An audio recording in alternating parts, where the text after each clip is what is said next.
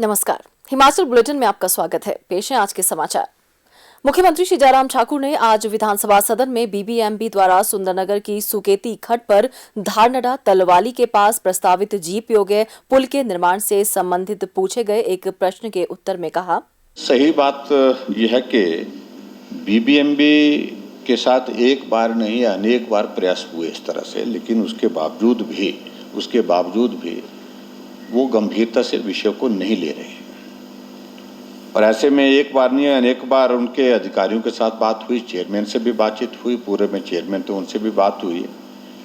अभी जो नए चेयरमैन बने हैं उनके सामने मैंने इस बात को कहा है कि हमारे कुछ मसले हैं, चाहे वो सिल्ट का मसला है, बल्ह के क्षेत्र में बहुत बड़ी तबाही, नाचन के क्षेत्र में बहुत बड़ी तबाही, सुंदरनगर में भी, और उसके साथ साथ में जो बहुत महत्वपूर्ण इन विधानसभा क्षेत्र के साथ जो डेवलपमेंट के जो प्रोजेक्ट्स हैं, छोटे छोटे प्रोजेक्ट, ऐसा नहीं है कि बहुत बड़े, लेकिन वो सारे प्रोजेक्ट्स जो है वो बीबीएमबी के जो है वो सकारात्मक दृष्टिकोण ना होने के कारण, सहयोग ना देने की मंशा के साथ जो है वो लंबित पड़े हुए हैं।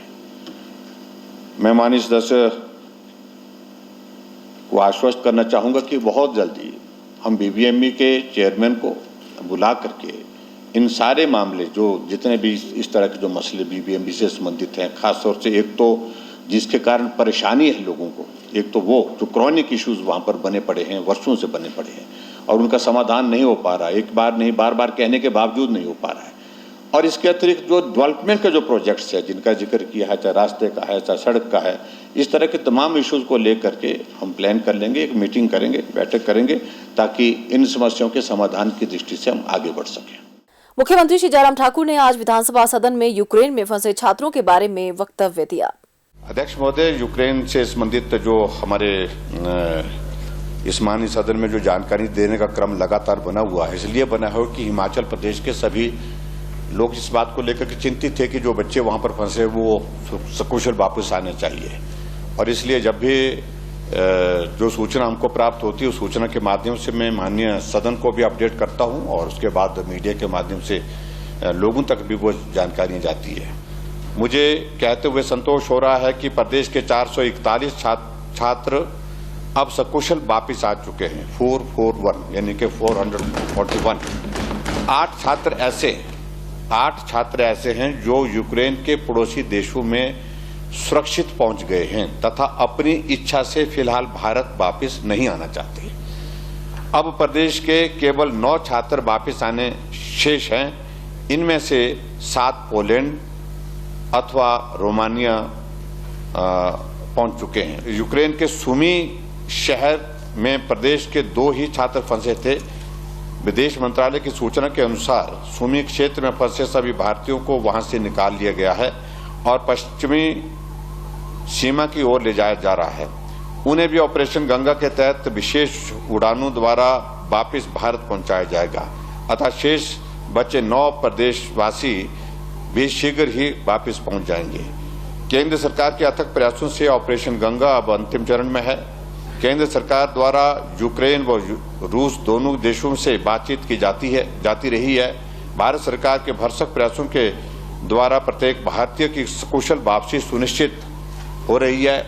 मैं इसके लिए केंद्र सरकार का आभार प्रकट करता हूं। इस संदर्भ में प्रदेश सरकार, विदेश मंत्रालय एवं यूक्रेन व पड़ोसी देशों में फंसे प्रदेश के छात्रों व उनके परिवारों से लगातार संपर्क में है। यह संकट काल शीघ्र समाप्त हो, ऐसी मैं कामना करता हूं। विधानसभा सदन में प्रस्तुत वित्तीय वर्ष 2022-23 के बजट अनुमानों पर हुई सामान्य चर्चा का जवाब देते हुए मुख्यमंत्री श्री जयराम ठाकुर ने कहा, अध्यक्ष महोदय, मुझे इस बात की प्रसन्नता है कि बहुत सार्थक चर्चा इस माननीय सदन में हुई है और मैं ये भी देख रहा था कुल 49 माननीय सदस्यों ने चर्चा में भाग लिया। 25 सदस्य सत्ता पक्ष से और 22 सदस्य प्रतिपक्ष से, सीपीआईएम के 1 और निर्दलीय भी एक सदस्य ने इसमें चर्चा ली और 17 घंटे 30 मिनट से भी ज़्यादा लंबे समय तक ये चर्चा चली। स्वाभाविक रूप से एक लोकतांत्रिक व्यवस्था के अनुरूप सत्ता पक्ष की ओर से इस बजट का अभिनंदन किया गया, स्वागत किया गया और इस बजट के माध्यम से जो बहुत महत्वपूर्ण चीज़ें प्रदेश के विकास के लिए, प्रदेश के हर वर्ग के लिए राहत के रूप में दी गई, उसका स्वागत किया गया। वहीं विपक्ष की ओर से कुछ स्वर हमको बीच में सुनने को भी मिले, जहां स्वागत भी हुआ, धन्यवाद भी हुआ, लेकिन एक परंपरा के मुताबिक एक विपक्ष की भूमिका निभाने की दृष्टि से रस्म अदा करते हुए बजट की हर बात का विरोध करने का भी कोशिश हुई और उसमें हमें आपत्ति भी नहीं है। एक बात को अध्यक्ष महोदय बार बार विपक्ष की ओर से यहाँ पर कहा गया, विपक्ष के नेता की ओर से सभी जितने भी माननीय सदस्य जो उनके प्रमुख लोग हैं, जिनमें खासतौर से प्रतिस्पर्धा है, उन सब लोगों ने प्रयत्न किया कि आउटले का जिक्र कर रहे हैं कि आउटले में देखिए कुछ जो है, जो होना चाहिए था वो बहुत कम है, बहुत कम है। तो मैं कंपैरिजन आपको देना चाह रहा हूँ। अगर आउटले की अगर बात कहना चाहते हैं हम 4 वर्षों की, अगर हेल्थ सेक्टर कोविड का इतना भयंकर दौर होने के बावजूद भी आपको बताऊँ मैं, ये सुन लीजिए जरा, हेल्थ में जो है वो हेल्थ में 13-14 से लेकर के 16-17 तक जो है 5244 था आपकी सरकार के दौरान, और हमारी सरकार के दौरान कोविड के बावजूद 10,195 94.42। पीडब्ल्यूडी में 2013-14 से लेकर के 16-17 जब तक आप थे तब तक के लिए पीडब्ल्यूडी में आउटले जो था वो था 10,430 करोड़ रुपए, और हमारी सरकार में 2018-19 से तक जो है वो आउटले है 17,131 करोड़ रुपए, 64.2%।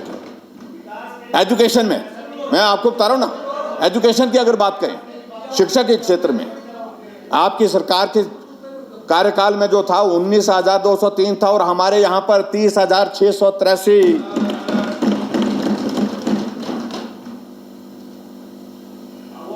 और उसी तरह से आप एग्रीकल्चर और हॉर्टिकल्चर का जिक्र करते हैं। एग्रीकल्चर में आपका था 1,634, हमारा 2,480 है। और उसी तरह से हॉर्टिकल्चर में, या हॉर्टिकल्चर का जिक्र हुआ, आपके कार्यकाल में सिर्फ 908 करोड़ रुपए का था, और हमारे कार्यकाल में जो आउटले हॉर्टिकल्चर के लिए रखा ये था हमारा, वो था 2,016 करोड़ रुपए, 122.00। तो इसलिए जल शक्ति में आपके कार्यकाल में 7,293 करोड़ रुपए था, हमारी सरकार के दौरान जो है 11,920 करोड़ रुपए, 63.44। अध्यक्ष महोदय, अगर हम योजनाओं की अगर बात करें, योजनाओं की अगर हम बात करें तो मुझे इस बात की प्रसन्नता है कि आमतौर पर इस बात को हमने देखा है कि जो 5वां बजट होता है वो बजट चुनाव की सारी परिस्थितियों, चुनाव की जो है सारी परिस्थितियों के इर्द गिर्द होता है। लेकिन हमारी योजनाएं, जिस बात को हमारे विपक्ष के लोग जो है वो कह रहे हैं कि चुनावी बजट नहीं, ये हमारा 5वां बजट है।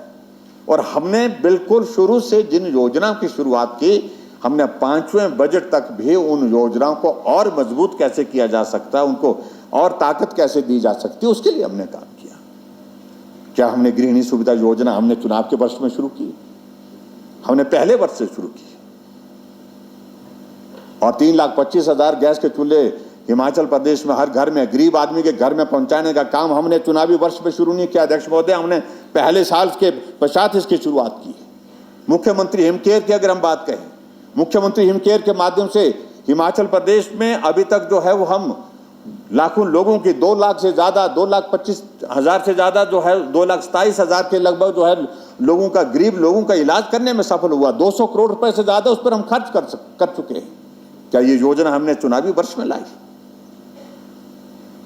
सारा योजना को हम मजबूत करने की दृष्टि से लगातार काम कर रहे हैं, क्या हमने वो चुनावी वर्ष में लाई?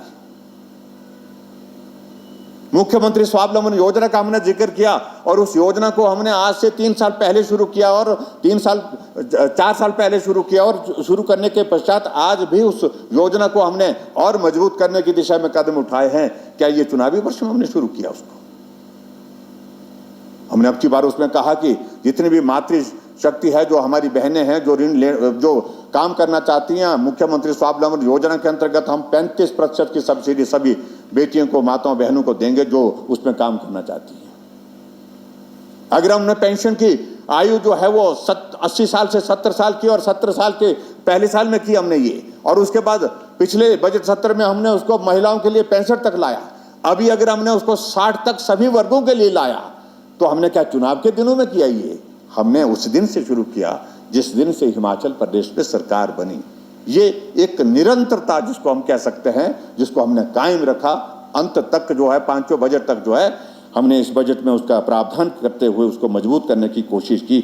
ये सबसे बड़ी खुशी की बात है कि हमने चुनाव का बोझ अपने दिमाग पर नहीं रखा।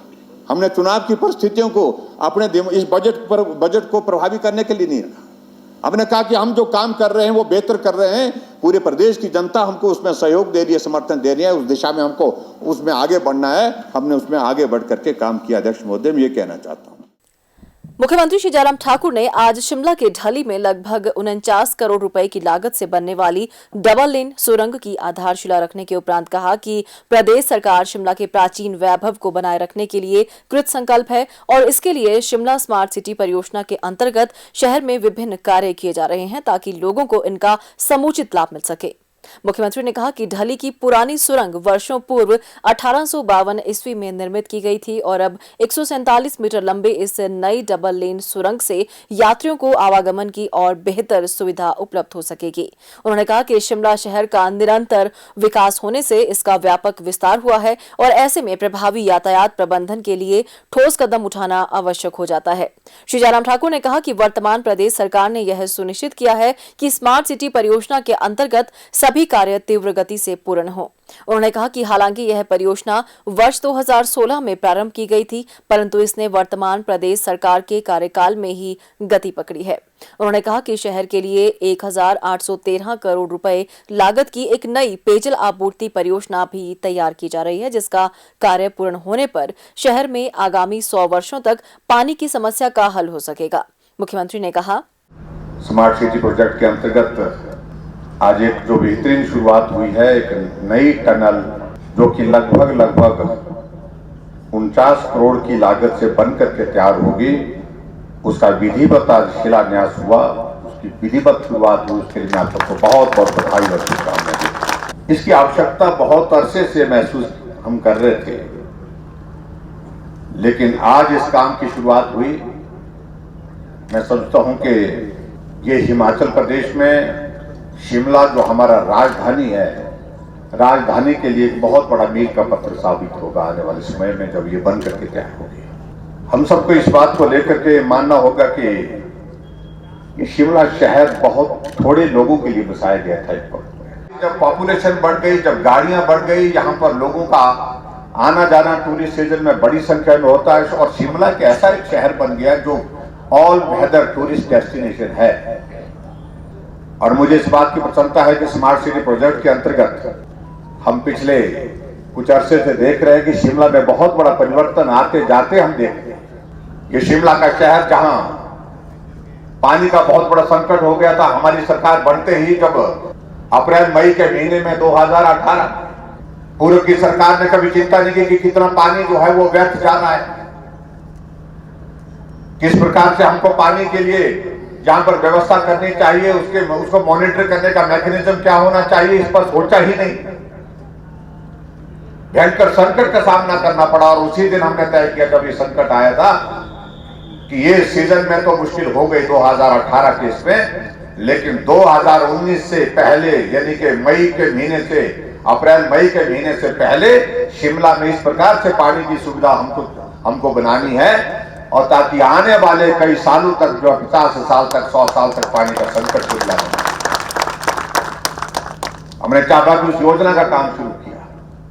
70 करोड़ रुपए की लागत से उस योजना के लिए उस वक्त कहा कि 1 साल से ज्यादा 1.5 साल का वक्त लगेगा, लेकिन वो 1 साल से भी पहले बना करके तैयार की। और जब दूसरा सीजन हमारा गर्मी का सीजन आया तो शिमला में सब जगह पानी था, और आज भी हम देख रहे हैं कहीं भी पानी का संकट नहीं। हिमाचल बुलेटिन देखने के लिए सब्सक्राइब करें YouTube channel IPR Himachal, follow करें Twitter @DPRHP, लाइक करें Facebook page information and public relations department Himachal Pradesh, visit करें वेबसाइट www.himachalpr.gov.in।